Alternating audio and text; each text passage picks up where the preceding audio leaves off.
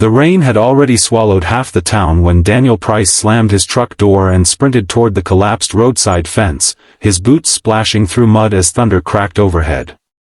Only a few minutes earlier, he had seen a tiny figure in a yellow raincoat dart across the road, chased by nothing but the storm.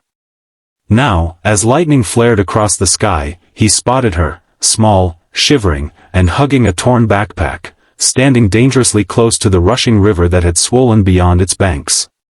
In that instant, time folded in on itself, and Daniel felt the same terror he'd felt the night he lost his wife. He didn't know who the girl was, where she had come from, or why she looked so heartbreakingly alone.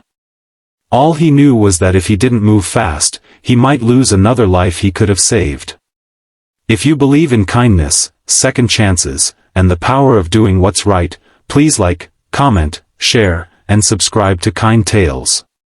It truly helps us bring more heartwarming stories to you. The girl's eyes were wide with a fear too big for her tiny frame, and when Daniel scooped her into his arms, her body trembled as if she'd been running for hours. He whispered reassurance as he hurried her back to the truck, shielding her from the rain with his jacket. She didn't speak, only clung to him, her breathing quick and fragile like a bird's. As he strapped her into the passenger seat, he caught a clearer look at her face beneath the drenched hood, a pale, delicate face with eyes so hauntingly expressive that something inside him stirred.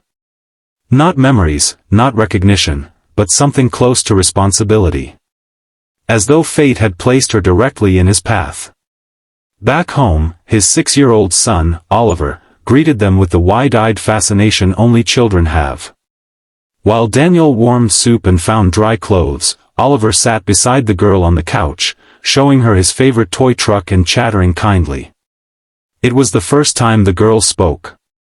Her voice was soft, almost whisper-thin, but her name came out clearly, Mia.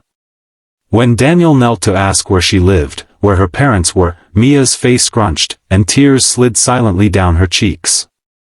It became clear that she was lost in a deeper sense than simply distance from home.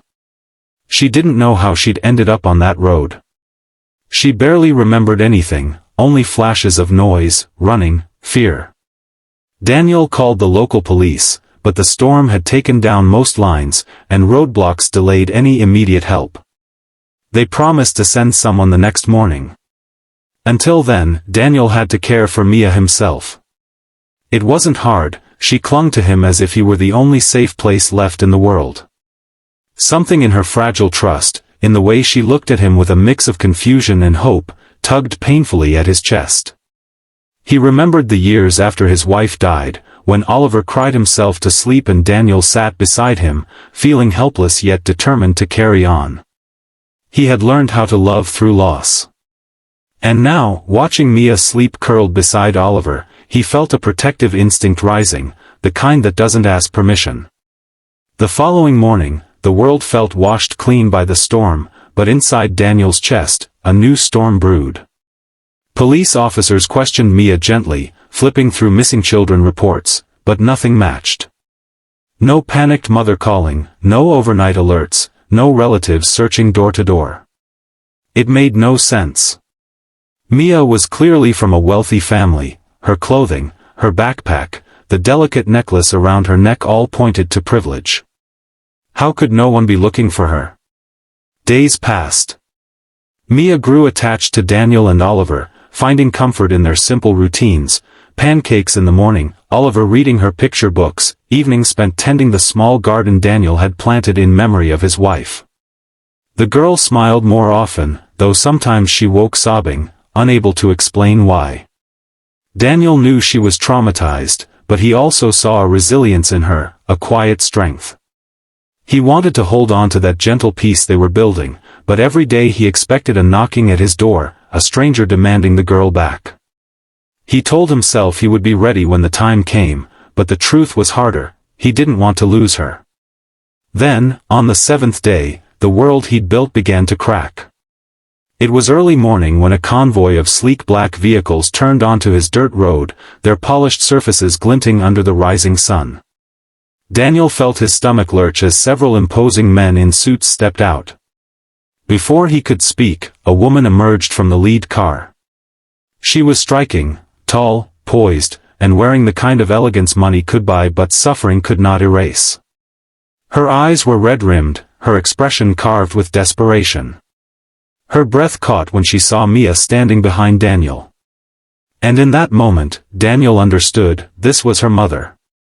She rushed forward before anyone could react, dropping to her knees and pulling Mia into her arms with a sob that broke the still morning air. Mia clung to her, confusion and recognition blurring into tears. The woman whispered apologies, promises, endearments, her voice trembling like she'd been living through hell. Her name was Evelyn Harrington, billionaire heiress and CEO of a vast empire, one of the most powerful women in the country. But none of that mattered when she looked at her daughter. Her strength melted into pure, aching love. Daniel stepped aside, feeling a knot tighten in his chest. He should have been relieved. He should have felt closure. But instead he felt the growing weight of something sharp and unwelcome, loss. Evelyn stood, holding Mia close, and with a voice softened by gratitude and fatigue, she asked if they could talk privately inside. Her security team spread out discreetly, ensuring the area was safe. Inside Daniel's modest living room, Evelyn revealed what happened. Mia had been kidnapped. Not by strangers, but by someone Evelyn had